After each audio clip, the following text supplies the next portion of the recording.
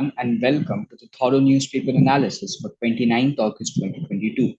Today, we do not have any news editorial article, and instead, we'll be focusing on the news update and the legal news, which you know are a part of LawSikho's initiative to keep its readers and students updated with the current affairs that is happening in and around of India.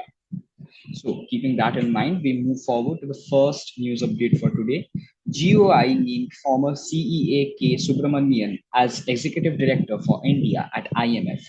Former Chief Economic Advisor K.V. Subramaniam was appointed as the Executive Director for India at the International Monetary Fund. His term will begin from November and will continue for a period of 3 years or until further orders, whichever is earlier. Secondly, we have Pakistan declares emergency as monsoon flooding affects over 4 million people.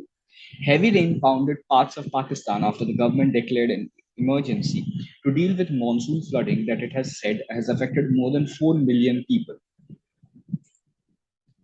Thirdly, EACPM to launch the India at the rate 100 roadmap. Now, the Economic Advisory Council to Prime Minister, led by Vivek Debroy, will next week release the competitiveness roadmap for India at 100, a blueprint for the country's journey towards its centennial year. Now, if you remember, during the 75th year Independence Day celebrations, the Prime Minister had laid down his ambitions for India to achieve by the time we celebrated our 100th year of independence. And this is based on that speech, trying to give it a more concrete form. For the fourth news update today, we have Shivakumar Gopalan and Gopal Jain appointed as non-executive directors of the RBL Bank. Now, the private sector lender RBL Bank has appointed Gopal Jain and Dr. Shivakumar Gopalan as the non-executive directors. RBL Bank has been working on adding a diverse set of leaders with relevant experience to accelerate its 2.0 strategy. With the new additions, the bank's board will now have 14 members. The fifth news today, we have National Sports Day.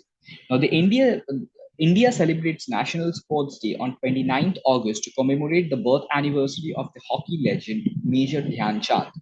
The day is also dedicated to the nation's sports heroes and champions, honoring their contribution and dedication towards bringing laurels to the country.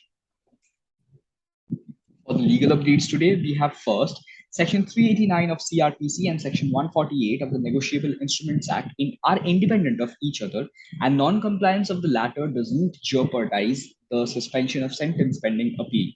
The Punjab and Haryana High Court recently, in the case of Amit Kumar, deceased through his LR's mother, Srimati Sushila Devi, versus State of Haryana and other, held that Section 389 of CrPC and Section 148 of Negotiable Instruments Act are completely independent of each other, whereas Section 389 of CrPC is meant for protecting personal liberty of the convict.